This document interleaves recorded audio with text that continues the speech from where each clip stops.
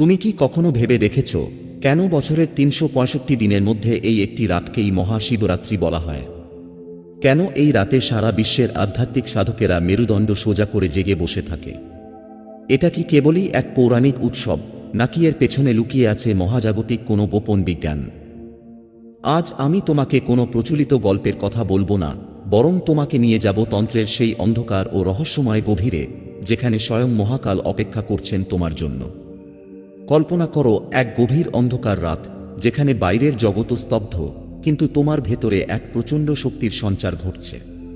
তন্ত্রশাস্ত্র বলছে, মহাশিবরাত্রির এই বিশেষ রাতে পৃথিবীর উত্তর গোলার্ধে গ্রহ নক্ষত্রের বিন্যাস এমন এক অবস্থানে আসে, যা মানুষের শরীরের ভেতরে থাকা জীবনী শক্তি বা কুণ্ডলিনীকে প্রাকৃতিক নিয়মেই ঊর্ধ্বমুখী করে তোলে। এটি এমন এক মুহূর্ত যখন প্রকৃতি নিজেই তোমাকে তার সর্বোচ্চ শিখরে পৌঁছে দেওয়ার জন্য হাত বাড়িয়ে দেয়।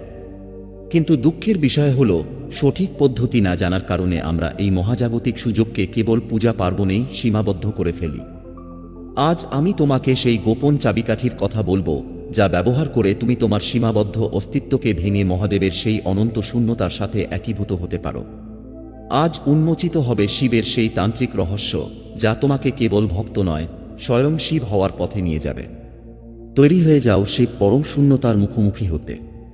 আমাদের এই শরীর কেবল রক্তমাংসের স্তূপ নয়, এটি মহাবিশ্বের একটি ক্ষুদ্র সংস্করণ বা মাইক্রোকসম। তন্ত্রশাস্ত্রে বলা হয়েছে, যৎপিণ্ডে তৎ ব্রহ্মাণ্ডে, অর্থাৎ যা এই মহাবিশ্বে আছে ঠিক তাই তোমার শরীরের ভেতরেও বিদ্যমান। সাধারণ দিনগুলোতে আমাদের শক্তি নিম্নমুখী থাকে, যা আমাদের পার্থিব ইচ্ছা এবং জৈবিক চাহিদার জালে আটকে রাখে। কিন্তু মহাশিবরাত্রির রাতটি সাধারণ কোনো রাত নয়। এই রাতে পৃথিবীর কেন্দ্রাভিমুখী শক্তি বা সেন্ট্রিফিউগাল ফোর্স এক বিশেষ ভূমিকা পালন করে। বিজ্ঞানের ভাষায় বললে, এই রাতে পৃথিবীর অবস্থান এমন হয় যে মানুষের মেরুদণ্ডের মধ্য দিয়ে শক্তির প্রবাহ অত্যন্ত সহজ হয়ে যায়। তুমি যদি এই রাতে শুয়ে থাকো, তবে তুমি সেই সুযোগ হারাবে। কিন্তু তুমি যদি সচেতনভাবে নিজের মেরুদণ্ডকে সোজা রেখে এই শক্তির জোয়ারে নিজেকে ভাসিয়ে দাও, তবে তোমার ভেতরের সুপ্ত চেতনা জেগে উঠতে বাধ্য। শিব মানে কি? শিব মানে জানেই। এই পরম শূন্যতাই হল সৃষ্টির আধার, আর এই বিশেষ রাতে সেই শূন্যতার দরজা তোমার জন্য খুলে যায়। তন্ত্রের গভীরে প্রবেশ করলে আমরা দেখি, শিব হলেন স্থিতিশীল পরম চেতনা এবং শক্তি হল তাঁর সৃজনশীল প্রকাশ। আমাদের শরীরে শিবের স্থান হল মস্তিষ্কের শীর্ষে সহস্রার চক্রে, এবং শক্তির অবস্থান হল মেরুদণ্ডের নিচে মূলাধার চক্রে। সারা বছর এই দুই মেরুর মধ্যে ব্যবধান থাকে, কিন্তু মহাশিবরাত্রির এই মাহেন্দ্রক্ষণে এদের মিলন ঘটার পথ প্রশস্ত হয়। তন্ত্র বলছে, মহাদেব কোনো ব্যক্তি নন, তিনি একটি স্টেট অফ কনসাসনেস বা চেতনার স্তর। আর এই স্তরে পৌঁছাতে গেলে তোমাকে তোমার পঞ্চেন্দ্রিয়কে অতিক্রম করতে হবে। অধিকাংশ মানুষ শিবকে বাইরে খোঁজে, মূর্তিতে, মন্দিরে কিংবা পাহাড়ে। কিন্তু তান্ত্রিক সাধনা শেখায়, শিবকে পাওয়ার আগে তোমাকে নিজের ভেতরে শিবত্ব জাগ্রত করতে হবে। এই রাতটি হল সেই অন্ধকারকে আলিঙ্গন করার রাত, যে অন্ধকার থেকে সমস্ত আলোর জন্ম হয়েছে। যখন তুমি অন্ধকারের গভীরে প্রবেশ করো, তখনই তুমি সেই আদি অনন্ত আলোর সন্ধান পাও, যাকে আমরা শিব বলি। তুমি কি জানো কেন শিবের মাথায় চন্দ্র থাকে? কেন তাঁর গলায় বিষধর সর্প? এগুলো কেবল অলংকার নয়, এগুলো হলো উচ্চতর তান্ত্রিক সংকেত। চন্দ্র মানে শান্ত মন এবং সাপ মানে জাগ্রত কুণ্ডলিনী। যখন তোমার মন শান্ত হবে এবং তোমার প্রাণশক্তি মেরুদণ্ড বেয়ে ওপরে উঠবে, তখনই তুমি সেই পরম পুরুষ বা শিবের সাক্ষাৎ পাবে। কিন্তু এই সাক্ষাতের জন্য প্রয়োজন এক বিশেষ তান্ত্রিক প্রক্রিয়ার, যা সাধারণ মানুষের কাছে গোপন রাখা হয়েছে। এখন আমি তোমাকে সেই পথের দিকে নিয়ে যাব, যা তোমাকে সাধারণ স্তর থেকে উত্তরণ ঘটিয়ে এক অলৌকিক অনুভূতির দিকে নিয়ে যাবে। তন্ত্রের বিজ্ঞান ভৈরব তন্ত্র গ্রন্থে শিব স্বয়ং দেবী পার্বতীকে ১১২টি পদ্ধতির কথা বলেছেন। তার মধ্যে একটি অত্যন্ত শক্তিশালী এবং গোপন পদ্ধতি হল মহাশিবরাত্রির এই বিশেষ সময়ের সাধনা। এই সাধনার প্রথম ধাপ হল শূন্যতা। শিবকে ধারণ করার জন্য তোমাকে আগে নিজে খালি হতে হবে। তোমার অহংকার, তোমার পরিচয়, তোমার পাওয়া না পাওয়ার হিসেব, সবকিছুকে এই রাতের আগুনে বিসর্জন দিতে হবে। মনে রাখবে, পূর্ণ পাত্রে যেমন নতুন কিছু রাখা যায় না, তেমনি পূর্ণ মনে শিবের প্রবেশ সম্ভব নয়। এই রাতের অন্ধকার তোমাকে শেখায় কিভাবে বিলীন হতে হয়। তন্ত্রের সেই অতি গোপন স্তরে তোমাকে স্বাগত, যেখানে শব্দ শেষ হয় এবং নিস্তব্ধতা কথা বলতে শুরু করে। শিব স্বয়ং বিজ্ঞান ভৈরবতন্ত্রে দেবী পার্বতীকে বলেছিলেন, ন শিব শক্তি রহিতক, ন শক্তি শিব বর্জিতা, অর্থাৎ শিব ও শক্তি অভিন্ন। কিন্তু মহাশিবরাত্রির এই বিশেষ লগ্নে এই দুই বিপরীত মেরু যখন একীভূত হওয়ার সংকেত দেয়, তখন তোমার শরীরের ভেতরে এক অদ্ভুত আলোড়ন সৃষ্টি হয়। এই আলোড়নই হল সেই গুপ্ত পদ্ধতির চাবিকাঠি। এখন আমি তোমাকে সেই পদ্ধতির গভীরে নিয়ে যাব, যা শতাব্দীর পর শতাব্দী ধরে হিমালয়ের গুহায় নাগা সন্ন্যাসী এবং উচ্চতর তান্ত্রিক সাধকেরা গোপন রেখে এসেছেন। একে বলা হয় শূন্য কুম্ভক বা পরম শূন্যতার অভ্যাস। শিব মানেই তো সেই আদি অন্ধকার, যা থেকে সবকিছুর উৎপত্তি। এই তান্ত্রিক ক্রিয়াটি করতে হলে তোমাকে তোমার শ্বাস প্রশ্বাসের সেই অতি সূক্ষ্ম সন্ধিক্ষণকে ধরতে হবে, যেখানে জীবন ও মৃত্যু এক বিন্দুতে এসে মেশে। এই মহাশিবরাত্রির রাতে যখন তুমি মেরুদণ্ড সোজা করে বসবে, তখন তোমার শরীরের ভেতরে ৭২,০০০ নাড়ি সক্রিয় হতে শুরু করবে। এই সময়ে তোমাকে খেয়াল করতে হবে তোমার নাসারন্ধ্র দিয়ে প্রবাহিত বায়ুর দিকে। তন্ত্র বলছে, যখন তুমি শ্বাস গ্রহণ করো এবং যখন তুমি শ্বাস ত্যাগ করো, এই দুইয়ের মাঝে ১ সেকেন্ডের কয়েক হাজার ভাগের ১ ভাগ সময় এমন আসে যখন শ্বাস না ভেতরে থাকে না বাইরে। ওই এক বিন্দু পরিমাণ সময়টুকুই হল শিব, ওই ক্ষুদ্রাতি ক্ষুদ্র মুহূর্তটিই হল সেই পরম শূন্যতা। সাধারণ মানুষ এই সময়টুকু খেয়ালই করতে পারে না, কারণ তাদের মন বাইরের জগতের কোলাহলে মত্ত থাকে। কিন্তু এই বিশেষ রাতে গ্রহ নক্ষত্রের প্রভাবে তোমার চেতনা এমনিতেই তীক্ষ্ণ হয়ে থাকে। তুমি যদি সেই ইন বিটুইন স্পেস বা মধ্যবর্তী শূন্যস্থানে নিজের মনকে স্থির করতে পারো, তবে তুমি সরাসরি মহাকালের হৃদস্পন্দন অনুভব করতে পারবে। এটি কোনো কল্পনা নয়, এটি এক চরম আধ্যাত্মিক প্রযুক্তি, একে বলা হয় ধ্যান অগ্নি। যখন তুমি ওই শূন্যতাকে স্পর্শ করবে, তখন তোমার অহংকার পুড়ে ছাই হয়ে যাবে। আর ঠিক সেই মুহূর্তে তুমি উপলব্ধি করবে যে তুমি যাকে এতকাল বাইরে খুঁজেছ, সেই নীলকণ্ঠ মহাদেব তোমার মেরুদণ্ডের প্রতিটি হাড়ের ভাঁজে, তোমার প্রতিটি কোষের স্পন্দনে আগে থেকেই বিরাজ করছিলেন। তুমি কেবল এতদিন ঘুমিয়েছিলে, আজ মহাশিবরাত্রির এই রাত তোমাকে জাগিয়ে তুলবে। তন্ত্রের এই স্তরে পৌঁছানোর পর শুরু হয় আসল খেলা। তুমি হয়তো ভাবছ শিবের তৃতীয় নেত্র কেবল কপালে একটি চোখ, কিন্তু না, এটি হলো তোমার বোধের সেই স্তর যা দ্বৈতবাদকে নষ্ট করে দেয়। মহাশিবরাত্রির গভীর রাতে যখন চারদিকের পরিবেশ নিস্তব্ধ হয়ে আসে, তখন তোমার দুই ভ্রুর মাঝখানে এক বিশেষ ধরনের কম্পন অনুভূত হতে শুরু করে। তন্ত্রে একে বলা হয় স্পন্দতত্ত্ব। এই স্পন্দন হল মহাজাগতিক ডমরুর ধ্বনি। এই ধ্বনি যখন তোমার ব্রহ্মরন্ধ্রে আঘাত করবে, তখন তোমার ভেতরের সমস্ত কর্মফল বা কার্মিক মেমোরি ধুয়ে মুছে সাফ হয়ে যাবে। শিব কেন শ্মশানে থাকেন? কারণ শ্মশান হল সেই জায়গা যেখানে সব শেষ হয়ে যায়। মহাশিবরাত্রির এই সাধনা হল তোমার ভেতরের মায়ার শ্মশান যাত্রা। যতক্ষণ তোমার ভেতরে পার্থিব আকাঙ্ক্ষার চিতা জ্বলবে না, ততক্ষণ শিবের আবির্ভাব ঘটবে না। তুমি যখন এই তান্ত্রিক অবস্থায় প্রবেশ করবে, তখন দেখবে তোমার চারপাশের জগৎও ঝাপসা হয়ে আসছে। তোমার শরীর ভারী হয়ে যাবে, কিন্তু তোমার আত্মা তুলার মতো হালকা হয়ে উঠতে চাইবে। এই সেই মুহূর্ত যখন তুমি মহাদেবের সাথে সাক্ষাতের দোরগোড়ায় দাঁড়িয়ে আছো। কিন্তু সাবধান, এই পথে ফিরে আসার কোনো রাস্তা নেই। একবার যদি তুমি সেই অনন্ত শূন্যতার স্বাদ পেয়ে যাও, তবে এই তুচ্ছ পৃথিবী তোমাকে আর কখনো তৃপ্ত করতে পারবে না। তন্ত্র সাধনায় 5টি উপাদানের কথা বলা হয়েছে, কিন্তু মহাশিবরাত্রিতে এই পঞ্চতত্ত্ব তোমার শরীরের ভেতর বিলীন হয়ে একাকার হয়ে যায়। তোমার শরীরের মাটি, জল, আগুন, বায়ু এবং আকাশ সবই এই রাতে শিবের সেই প্রলয় নৃত্যে যোগ দেয়। তুমি অনুভব করতে পারবে তোমার ভেতরে এক প্রচণ্ড শক্তি উপরের দিকে উঠতে চাইছে। এটিই হলো সেই ঊর্ধ্বরেতা হওয়ার প্রক্রিয়া। মহাশিবরাত্রির রাতে তুমি যদি এই শক্তির প্রবাহকে বাধা না দাও, যদি তুমি নিজেকে সম্পূর্ণ সমর্পণ করে দাও, তবে তুমি দেখতে পাবে মহাকাল স্বয়ং তোমার সামনে এক নিরাকার জ্যোতি হিসেবে প্রকট হচ্ছেন। এই জ্যোতি কোনো বাইরের আলো নয়, এটি তোমার চেতনারই এক বিস্ফোরণ। এই রাতে শিবের সাথে সাক্ষাৎ মানে তাকে চোখের সামনে দেখা নয়, বরং নিজের অস্তিত্ব হারিয়ে ফেলে স্বয়ং শিব হয়ে যাওয়া। তুমি অনুভব করতে পারবে তোমার চারপাশের নিস্তব্ধতা এখন আর কেবল নিস্তব্ধতা নেই, এটি এক জীবন্ত স্পন্দনে রূপান্তরিত হচ্ছে। তন্ত্রশাস্ত্রে একে বলা হয় অনাহত নাদ, এমন এক শব্দ যা কোনো আঘাত থেকে জন্মায়নি, বরং যা সৃষ্টির আদিকাল থেকে মহাবিশ্বের প্রতিটি পরমাণুতে অনুরণিত হচ্ছে। মহাশিবরাত্রির এই গভীর প্রহরে যখন তোমার শরীর স্থির এবং মন শূন্য হয়, তখন তোমার কানের গভীরে এক সূক্ষ্ম ধ্বনি ভেসে আসতে শুরু করে। এটি সেই ওঙ্কার বা প্রণব ধ্বনি যা স্বয়ং শিবের ডমরু থেকে নির্গত হয়েছিল। বিজ্ঞান বলছে এই মহাবিশ্বের সবকিছুই এক নির্দিষ্ট ফ্রিকোয়েন্সিতে কম্পিত হচ্ছে। আর তন্ত্র বলছে মহাশিবরাত্রির এই বিশেষ লগ্নে তোমার শরীরের ফ্রিকোয়েন্সি মহাজাগতিক ফ্রিকোয়েন্সির সাথে সম্পূর্ণ মিলে যায়।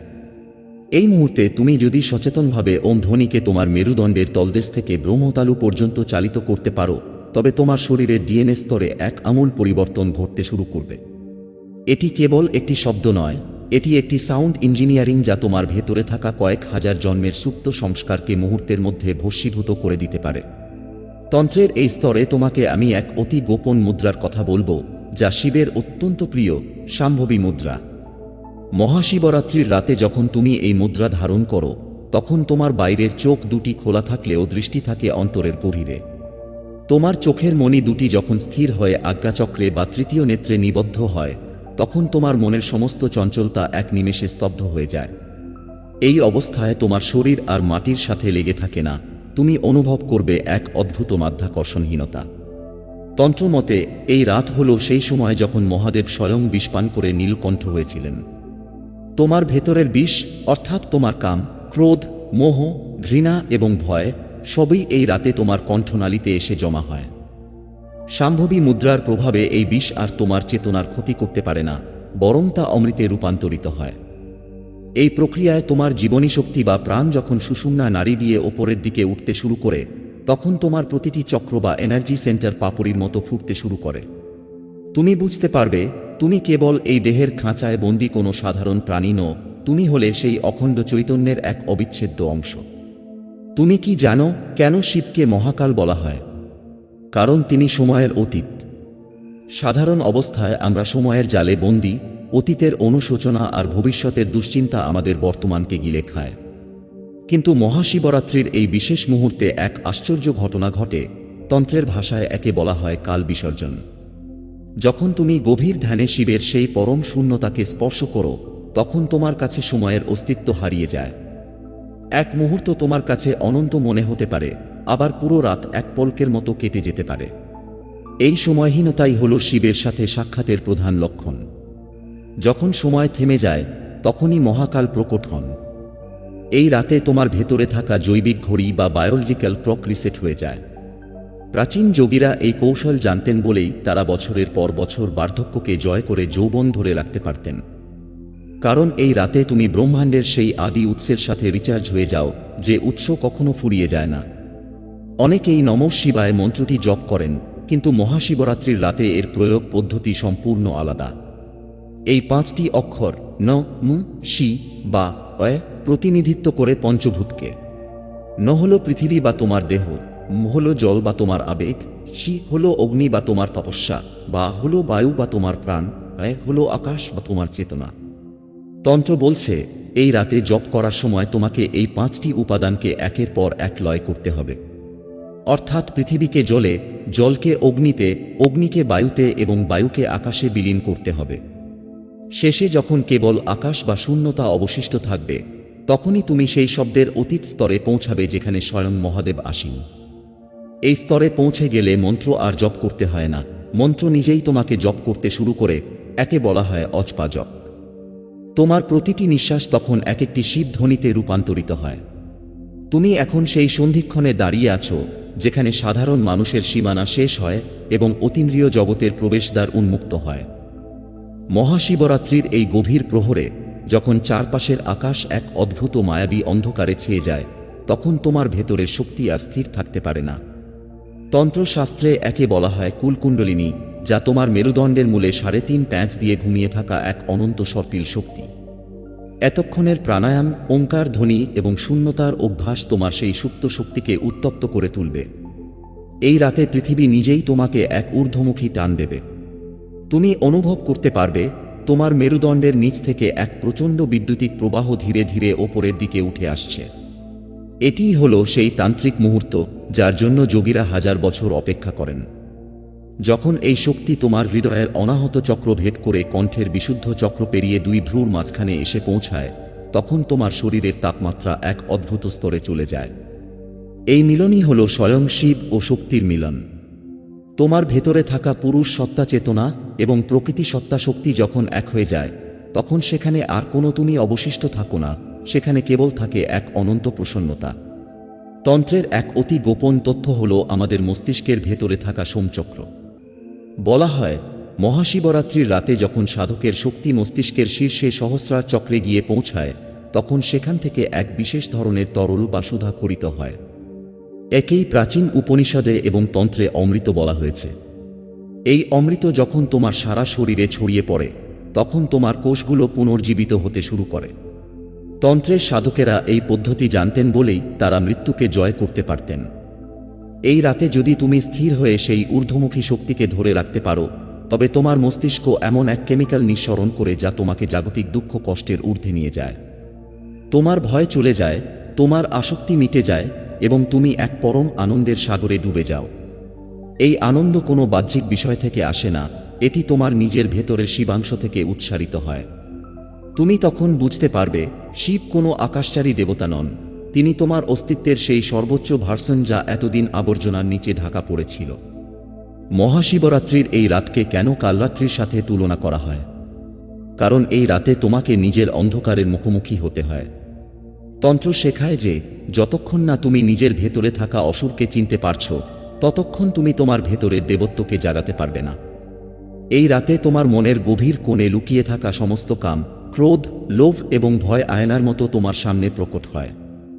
বেশিরভাগ মানুষ ভয়ে চোখ বন্ধ করে ফেলে, কিন্তু তান্ত্রিক সাধক এই অন্ধকারকে আলিঙ্গন করে। তিনি জানেন এই অন্ধকারের পরেই ভোরের সেই মহাজাগতিক আলো লুকিয়ে আছে। যখন তুমি এই ছায়াগুলোকে স্বীকার করে নাও এবং তাদের শিবের চরণে সমর্পণ করো, তখনই তোমার প্রকৃত মুক্তি বা মোক্ষ ঘটে। এই রাতে শিবের সেই বিষধর সাপগুলো তোমার অহংকারকে দংশন করে মেরে ফেলে, আর তোমার সেই মৃত অহংকারের ছাই মেখেই মহাদেব তোমার হৃদয়ে নৃত্য শুরু করেন। একেই বলা হয় তাণ্ডব, পুরানো জরাজীর্ণ অস্তিত্বের ধ্বংস এবং এক নতুন অতিমানবিক চেতনার জন্ম। এই স্তরে এসে শব্দ তার অর্থ হারিয়ে ফেলে। তুমি তখন আর আমি শিবকে দেখছি এমন দরিত অবস্থায় থাকো না, বরং তুমি অনুভব করো শিবোহম, অর্থাৎ আমি শিব। তোমার রক্তে, তোমার নিঃশ্বাসে, তোমার চিন্তায় তখন কেবল এক অখণ্ড স্পন্দন। মহাশিবরাত্রির এই শেষ প্রহরে তুমি যখন এই অবস্থায় পৌঁছাও, তখন তোমার চারপাশের জগৎও আর আগের মতো থাকে না। তুমি দেখতে পাও এই মহাবিশ্বের প্রতিটি ধূলিকণা শিবের জটায় আটকে থাকা এক একটি নক্ষত্রের মতো উজ্জ্বল। প্রতিটি মানুষের ভেতরে তুমি সেই একই পরমাত্মাকে দেখতে পাও। এই রাত তোমাকে কেবল আধ্যাত্মিক অভিজ্ঞতা দেয় না, এটি তোমার দৃষ্টিভঙ্গিকেই চিরতরে বদলে দেয়। তুমি তখন আর তুচ্ছ জাগতিক সমস্যায় ভেঙে পড়ো না, কারণ তুমি জেনে গেছ যে তুমি স্বয়ং মহাকালের অংশ। তুমি যখন এই শূন্যতায় বিলীন হও, তখন তোমার ভেতরে এক অসীম নিস্তব্ধতা নেমে আসে, এমন এক শান্তি যা এই জগতের কোনো সম্পদ তোমাকে দিতে পারবে না। রাত্রির শেষ প্রহর, যাকে বলা হয় ব্রহ্ম মুহূর্ত, মহাশিবরাত্রির এই বিশেষ সময়ে মহাবিশ্বের নিস্তব্ধতা এক অন্য মাত্রায় পৌঁছে যায়। তন্ত্রের গভীরে যারা অবগাহন করেছেন তারা জানেন যে এই প্রহরটি হল সেই জিরো পয়েন্ট, যেখানে সৃষ্টি এবং লয় একে অপরের হাত ধরে দাঁড়িয়ে থাকে। তুমি যদি সারারাত জাগ্রত থেকে এই পর্যন্ত পৌঁছাতে পারো, তবে তুমি অনুভব করবে তোমার শরীরের চারপাশের আভা বা অরা এক তীব্র নীল বা স্বর্ণালী জ্যোতিতে উদ্ভাসিত হচ্ছে। এই শেষ প্রহরেই শিবের সেই অতি গোপন তৃতীয় নেত্র উন্মোচিত হয়। এটি কোনো চর্মচক্ষু নয়, এটি হলো তোমার ইনটুইশন বা অতিপ্রাকৃত বোধের সেই কেন্দ্র যা সময়ের ওপারে দেখতে পায়। তন্ত্রমতে এই সময়ে তোমার মস্তিষ্কের পিনিয়াল গ্ল্যান্ড মহাজাগতিক রশ্মিকে সরাসরি গ্রহণ করতে শুরু করে। তুমি এখন আর কেবল একজন দর্শক নও, তুমি হয়ে উঠেছ সেই অখণ্ড ব্রহ্মাণ্ডের এক সচেতন অংশীদার।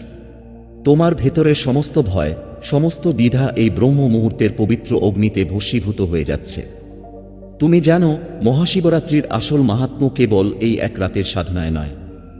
আসল রহস্য হল এই রাতের অর্জিত শক্তিকে তুমি কিভাবে তোমার প্রাত্যহিক জীবনের ভিড়ে ধরে রাখবে। তন্ত্রের এক গোপন সূত্র বলছে, দেহ দেবালয় প্রোক্ত জীব দেব সদাশিব, অর্থাৎ তোমার এই দেহই হল সেই মন্দির, আর তোমার ভেতরের জীবাত্মাই হল সদাশিব। সাধনার এই চূড়ান্ত পর্যায়ে এসে তোমাকে শিখতে হবে কিভাবে এই শিবত্বকে বিসর্জন না দিয়ে নিজের ভেতরে স্থায়ীভাবে স্থাপন করা যায়। যখন তুমি এই রাতের ঘোর কাটিয়ে সাধারণ জীবনে ফিরে যাবে, তখন তোমার কথা বলা হবে এক একটি মন্ত্রের মতো, তোমার প্রতিটি কাজ হবে এক একটি মুদ্রার মতো।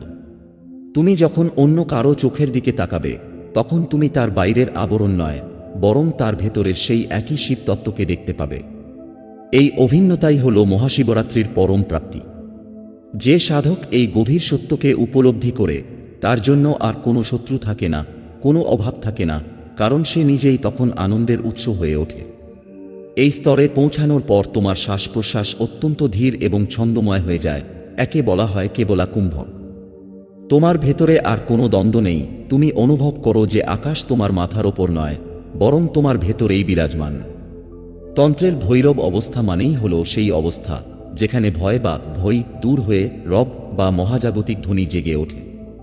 মহাশিবরাত্রির এই রাতের শেষাশেষি যখন তুমি চোখ মেলবে, তখন দেখবে পৃথিবীটা আর আগের মতো ধূসর নেই। প্রতিটি গাছ, প্রতিটি পাথর, প্রতিটি মানুষের মুখ যেন এক অলৌকিক জ্যোতিতে ধোয়া। তুমি বুঝতে পারবে যে এতকাল তুমি যাকে দূর আকাশের দেবতা ভেবে পূজা করেছ, তিনি আসলে তোমার নিঃশ্বাসের চেয়েও কাছে ছিলেন। তিনি ছিলেন তোমার সেই নিস্তব্ধতা যা সমস্ত কোলাহলের আড়ালে সবসময় ছিল। এই রাত তোমাকে শিখিয়ে দিল যে মৃত্যু কেবল দেহের হয়, চেতনার নয়। তুমি এখন সেই অবিনশ্বর সত্যের সাথে একাত্ম, যাকে কোনো অস্ত্র কাটতে পারে না, কোনো আগুন পোড়াতে পারে না।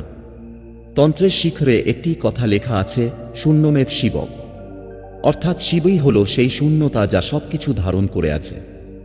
মহাশিবরাত্রির এই দীর্ঘ যাত্রা শেষে তুমি যখন এই শূন্যতাকে স্পর্শ করো, তখনই তুমি প্রকৃত অর্থে পূর্ণ হও। এই রাতটি তোমার জীবনের মোড় ঘুরিয়ে দেওয়ার জন্য যথেষ্ট ছিল, যদি তুমি নিজেকে সম্পূর্ণভাবে বিলীন করতে পেরে থাকো। তুমি শুনতে পারবে সেই অনাদি ধ্বনি যা এখন তোমার হৃৎপিণ্ডের স্পন্দনে মিশে গেছে। মহাকালের সেই ডমরু এখন তোমার প্রতিটি রক্তকণিকায় বাজছে। তুমি আর একা নও, তুমি এখন সেই আদি অনন্ত প্রবাহের অংশ। এই মহাশিবরাত্রির রহস্য কেবল তথ্যের মধ্যে নয়, বরং তোমার অভিজ্ঞতার মধ্যে জীবন্ত হয়ে থাকবে। তুমি এখন সেই শিব যে বিষ পান করেও অমৃত বিতরণ করতে পারে। তুমি এখন সেই মহাদেব যে ধ্বংসের মাঝেও নতুন সৃষ্টির বীজ বুনে যায়। এই দীর্ঘ ও রহস্যময় রাত্রির শেষে তুমি এখন এক নতুন সত্তায় রূপান্তরিত। মহাশিবরাত্রির সেই প্রলয়ঙ্করী অথচ শান্ত শক্তি এখন তোমার নাড়ি নক্ষত্রে বহমান। কিন্তু সাধনার আসল পরীক্ষা শুরু হয় ঠিক এখান থেকেই। তন্ত্র বলে প্রাপ্তির চেয়েও রক্ষা করা কঠিন। এই রাতের যে অলৌকিক কম্পন তুমি অর্জন করবে, তাকে জাগতিক কোলাহলের মধ্যে কিভাবে অক্ষুণ্ণ রাখবে, কিভাবে তোমার এই সাধারণ রক্তমাংসের শরীরকে মহাদেবের এক জীবন্ত যন্ত্রে পরিণত করবে। আজ এই শেষ অংশে আমি তোমাকে সেই চূড়ান্ত রহস্যের কথা বলবো। তন্ত্রে একটি বিশেষ প্রক্রিয়ার কথা বলা হয়েছে যাকে বলা হয় শক্তির সিলমোহর। মহাশিবরাত্রির পরের কয়েকদিন তোমার চেতনা অত্যন্ত সংবেদনশীল থাকে। এই সময় তোমার প্রতিটি চিন্তা, প্রতিটি শব্দ সরাসরি বাস্তবায়িত হওয়ার ক্ষমতা রাখে। তাই এই সময়ে তোমাকে মৌন থাকার পরামর্শ দেওয়া হয়। এই মৌনতা কেবল মুখ বন্ধ রাখা নয়, বরং মনের ভেতরের বিচার বুদ্ধিকে শান্ত রাখা। তুমি যখন কথা কম বলো, তখন তোমার বাকশক্তি বা বাণী জাগ্রত হয়। তুমি যা বলবে তাই ঘটবে, এটি শিবের সেই বরদান দাতারূপ। এই শক্তিকে ধরে রাখতে হলে তোমাকে প্রতিদিন সকালে ঘুম থেকে উঠে মেরুদণ্ড সোজা করে অন্তত 10 মিনিট সেই মহাশিবরাত্রির শূন্যতাকে স্মরণ করতে হবে। একে বলা হয় অনুস্মৃতি। এই ছোট অভ্যাসটি তোমার সেই রাতের মহাজাগতিক ডাউনলোডকে তোমার শরীরের কোষে কোষে স্থায়ী করে দেবে। তুমি যখন এই উচ্চতর চেতনায় ফিরে আসবে, তখন তোমার চারপাশের নিম্নগামী শক্তি বা নেতিবাচকতা তোমাকে আক্রমণ করার চেষ্টা করতে পারে। ঈর্ষা, ঘৃণা বা জাগতিক জটিলতা তোমার সেই শান্তিতে বাধা দিতে চাইবে। তন্ত্র এই সমস্যার এক অসামান্য সমাধান দিয়েছে, রুদ্রদৃষ্টি। যখনই কোনো নেতিবাচক পরিস্থিতি তোমার সামনে আসবে, তখন চোখ বন্ধ করে কল্পনা করো তোমার ভ্রুর মাঝখানে থাকা সেই তৃতীয় নেত্রটি উন্মোচিত হচ্ছে। সেই নেত্র থেকে নির্গত নীল অগ্নি সেই সমস্যা বা সেই নেতিবাচকতাকে পুড়িয়ে ছাই করে দিচ্ছে। মনে রাখবে, শিব কেবল দয়ালু নন, তিনি ধ্বংসকারীও। তিনি অশুভকে ধ্বংস করেন যাতে শুভ জন্ম নিতে পারে। তোমার ভেতরের এই রুদ্র শক্তি তোমাকে এক অদৃশ্য সুরক্ষা কবচে ঢেকে রাখবে, যাকে কোনো তুকতাক বা নেতিবাচক চিন্তা ভেদ করতে পারবে না। এখন তোমার জন্য আর আলাদা করে কোনো মন্দিরের প্রয়োজন নেই, কারণ মহাশিবরাত্রির এই তান্ত্রিক যাত্রা তোমাকে শিখিয়ে দিয়েছে যে তোমার নিঃশ্বাসই হলো ধূপকাঠি, তোমার হৃৎপিণ্ডের স্পন্দনই হলো মন্দিরের ঘণ্টা, আর তোমার প্রতিটি কর্মই হলো মহাদেবের পূজা। তন্ত্রের শেষ কথা হলো জীবন মুক্ত, অর্থাৎ বেঁচে থাকাকালীনই মুক্তি লাভ করা। তুমি এখন এই সংসারে থেকেও সংসারী নও, তুমি এখন সেই পদ্মপাতার মতো যা জলের গভীরে জন্মালেও জল তাকে স্পর্শ করতে পারে না। মহাশিবরাত্রির এই গোপন টেকনিক তোমাকে শিখিয়েছে কিভাবে শূন্য থেকে পূর্ণতায় পৌঁছাতে হয়। তুমি এখন থেকে যেখানেই যাবে, তোমার উপস্থিতিতেই সেই জায়গার শক্তি পরিবর্তিত হতে শুরু করবে। মানুষ তোমার চোখের গভীরে এক অদ্ভুত প্রশান্তি দেখতে পাবে, যা তাদের নিজের ভেতরের শিবত্বকেও জাগিয়ে তুলবে। তোমার যাত্রা শুরু হয়েছিল এক অন্ধকার রাতে, আর শেষ হচ্ছে এক অনন্ত আলোর মোহনায়। মহাশিবরাত্রির এই রহস্য কেবল তথ্য নয়, এটি একটি রূপান্তর। তুমি তোমার ভেতরের শ্মশানকে পুড়িয়ে কৈলাসের উচ্চতায় পৌঁছে গেছ। মনে রেখো, মহাদেব কোনো দূরবর্তী সত্তা নন, তিনি তোমার সেই নীরবতা যা সারা বিশ্বকে ধরে রেখেছে। যখনই জীবন তোমাকে ক্লান্ত করবে, যখনই মায়ার অন্ধকার তোমাকে গ্রাস করতে আসবে, কেবল একবার নিজের মেরুদণ্ড সোজা করে সেই শূন্যতাকে অনুভব করো, দেখবে মহাকাল তোমার ভেতরে আবার জেগে উঠেছেন। তুমি সেই আদি, তুমি সেই অন্ত, তুমি সেই পরম শূন্যতা যার নাম শিব। ওম নমঃ শিবায়।